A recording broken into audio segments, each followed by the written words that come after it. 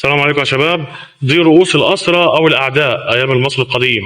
حتى الأعداء والأسرى عملوا لهم رؤوس وكل حاجة وليها ملامحها واضحة قدام حضرتك أهيت. ده رؤوس الأسرى أو العدو في عهد الدولة المصرية القديمة. كانوا بيبقوا عاملين لهم تماثيل وملامح معينة برضو. دول اتوجدوا في أحد جدريات أو حيطان معابد موجودة في معبد. ده موجودة في المتحف المصري، أنصحكم بالزيارة ليه. حاجات كتيرة أوي هتفرق معاكم والله. ده رؤوس للأعداء أو للأسرى الأثيوبيين تقريبا، تمام كده. ده موجودة في المتحف المصري. حتى أجدادكم لما علموا على البني آدمين ديت حتى عملوا لهم برضو حاجات لا تفضل مخلدة عندنا.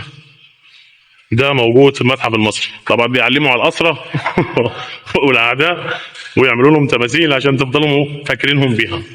والله الله ينور عليك يا جد. ده موجودة في أحد المتاحف. احنا النهارده في المتحف في رحلة إلى المتاحف المصرية، وإن شاء الله نعرض لكم كل حاجة موجودة ونتكلم عنها. تحياتي لكم جميعا، أنا أحمد سفاري، ودي صفحة زي الإشارات ما بتقول.